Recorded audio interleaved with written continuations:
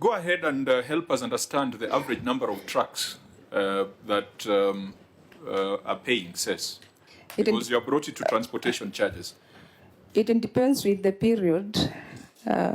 Most of the times it is between maybe 10 to 20. The rate, but I'm not sure. Where is the rate set? Is it in the Finance Act? It is in the Finance Act. So on average, the SACCOs are paying how much per truck?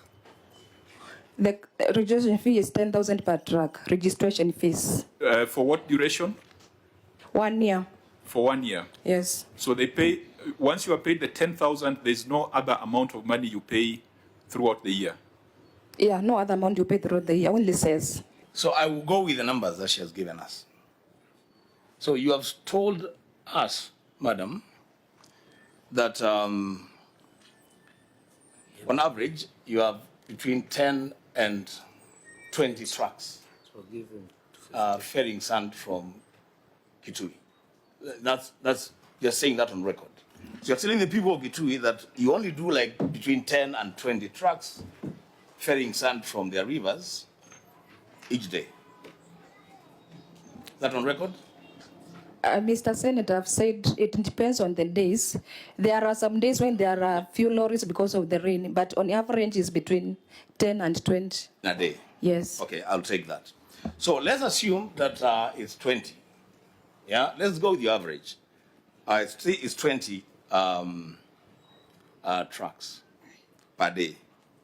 So if each truck is paying cess of 5,000 every day, yeah?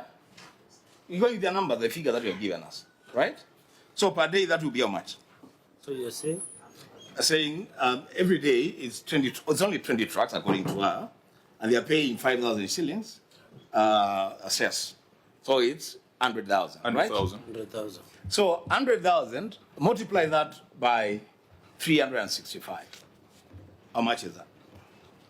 36.5 million. Madam, do you want to revise your answer or you want to stick to it? Madam, I'm still engaging with you. Yes, through the chair. That's why I started by explaining that there was no act regulating sand during this financial year. Okay. That's where the rate is not. So you're not collecting? Selling. You are not collecting? We are not what? You are not collecting before that time, right? We were collecting, but it was so challenging. What special thing did the Act introduce? There was a legal way approved by the Assembly for sand collection. Yeah, so what is it in terms of the physical collection of the cess? What provision of that Act brought about this efficiency that you are saying was not there before the Act? Did it introduce electronic collection? What special thing came through that Act? Through the chair, there was also electronic collection, but still, we are able to know the number of people who transport sand, and through that law, they comply. In Kitui County, on an average day, there is no day that there will be less than 100 trucks ferrying sand from our rivers. No single day. So 100 of them at the minimum every day. Now, Chair, and I want the lady to tell us whether she is part of this cartel, because now we are getting deep into this matter. Right. Every day, each of those trucks, when they carry sand from Kitui, they pay 6,000 Kenya shillings to a cartel. That 6,000 shillings, they are given a receipt of 1,000 Kenya shillings. So 5,000. Now that happens at a place called Sia for the trucks ferrying sand on the side of Mwin. Now, from Sia, there is another checkpoint at Kanyonyo where county government officials are based. And when the trucker arrives at the base, they show the receipt of 1,000, just demonstrate the receipt of 1,000, and they're allowed to proceed. They don't pay any cess to the county government of Kitui. So the bitterness is the chairman with the people of Kitui that I carry on my shoulders is that we are building all the cities in this country, beginning with this one. Correct.